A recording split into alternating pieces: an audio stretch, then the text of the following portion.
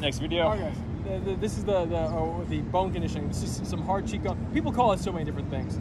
My buddy who was in the Shaolin temple in China was talking about this is hard Qigong. I did call it that before this, but I did always focus on the breath work and visualization to the area that I'm making impact.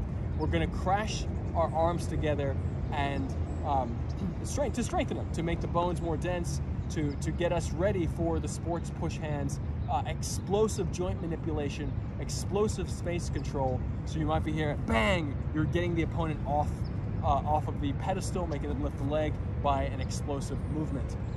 And you may have to do multiple, you may have to do combination, bang, bang, bang. And these are not strikes, they're different than strikes. They are more like explosive pushes rather than, it's not an elbow, it's not a punch. You're essentially doing explosive expansion of the body, so it's like pushing or creating a shape. So it is different. They are not the same thing. It's important to differentiate in your own mind. But right now it'll look like striking because it does. So chopping up 1, 2 down, up, and then we'll do the other side. This is a very basic Kung Fu drill. I highly recommend, again, exhaling into the area. You give the sensation of breathing a color visualization. It goes into your belly. When you exhale, you're pushing it into the area that's receiving the impact. So you're preparing that area to receive the impact.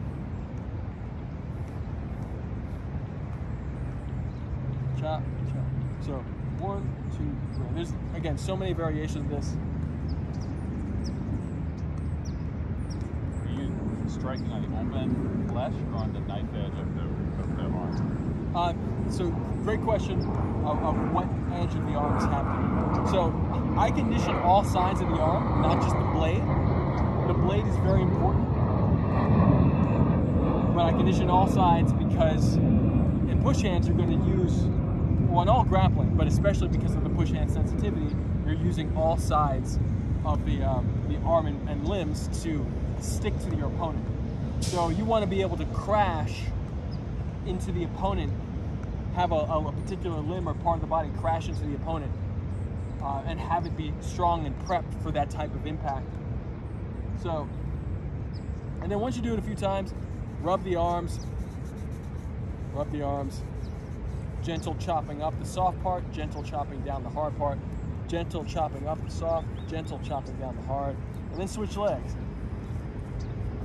And we'll do it again. Actually, this time we'll do, for the sake of time, we'll do low, high, low. Low, high, low, and then low, high, low. So check this out, though.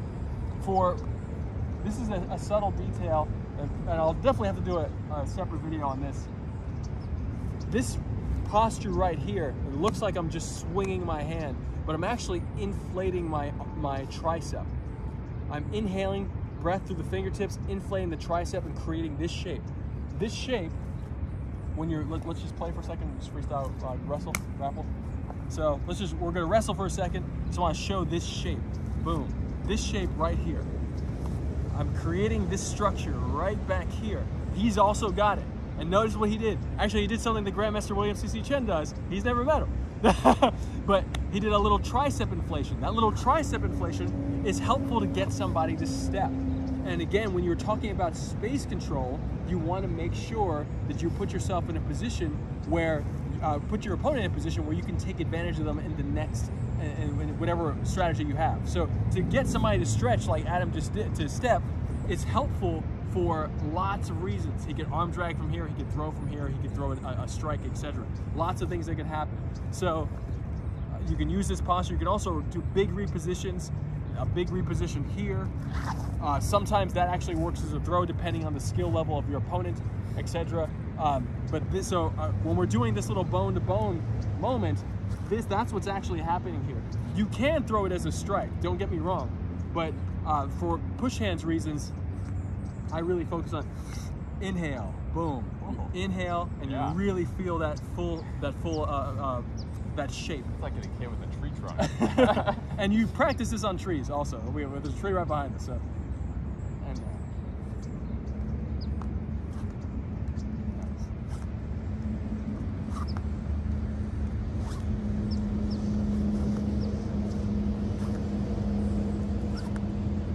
course, my other hand is protecting my face just because martial arts.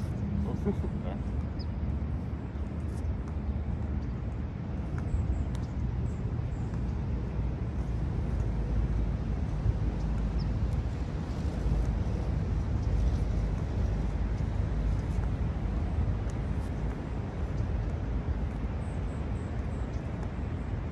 And then, again, rub the arms, rub them first, especially if you're new to this. Chop up the soft part of the arm, chop down the hard part. Chop up the soft part, chop down the hard part. It's part of a closing QIGONG, Neigong exercise to massage the body. Chopping, not slapping. Slapping is when you do a different type of And so now we're gonna do the same thing. We're gonna do a moving step version. And the moving step version is essentially gonna be us switching stances. We're gonna switch stances. And this is really helpful if you're doing moving step or against essentially freestyle grappling, to be able to move into the posture, move into the postures that you're doing. So we're gonna swing the body with the shape. And swinging the body with the shape, as example, here I am swinging the body with the shape. So it's the same shape, and if you're boxing or doing striking with the hands, underhook the arm, crank the arm, throw a body shot, etc. These moments, this type of exercise will be helpful for that. But again, you've done the same structure, you've created the shape. It's a very particular infrastructure that you have in your body for this. So let's do 1, 2, 3, and then switch. 1, 2, 3, switch. 2. And look at the swing. I switch, and if I took my arm away, I'm swinging almost swinging thigh to thigh. So you want to have the swing that if you want to take it to another level, that you're crashing through his stance with your thigh to thigh contact. So we're not doing the thigh to thigh contact right now, but you want to swing as if you're doing that. That swing, if you do Muay Thai, is very similar to a round kick. So the swing mechanic, forget about the swinging the baseball bat shin, just swing the thigh and the knee. Boom. You're swinging it in, swing it in, and you do it with this. Boom. So here we go again.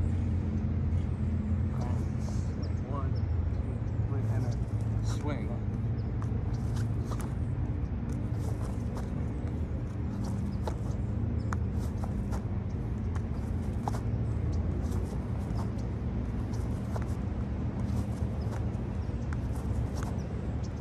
And feel your tricep a little more.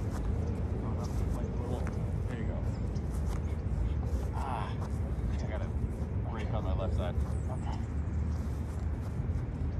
3 more, 2 more, 1 more. So again, this mechanic, slowing it down, boom, you step in. Stepping in, sometimes you're boom, stepping out for an application version of it, multiple applications of this. These shapes, and that's why I often say take the fight out of your push hands game for your structures, because you don't want to always think about fighting. Because if you think about fighting, you're pushing yourself into a moment where you're focused on particularly one application. And sometimes you think about fighting, but really more so, think about the shape and the body mechanic. Swing, inflate. Sometimes you have to learn the fighting and learn the application to get the body mechanic, but then you can relinquish the idea of the fight so you can perfect the structure itself without the tension of a fight. And so once you get that, for any movement, then you can bring it back into your game, your fight game, etc. And there's a level of ease with your power. So you want to have the ease with the power, so that you know you're a calm river. So yeah, there we go.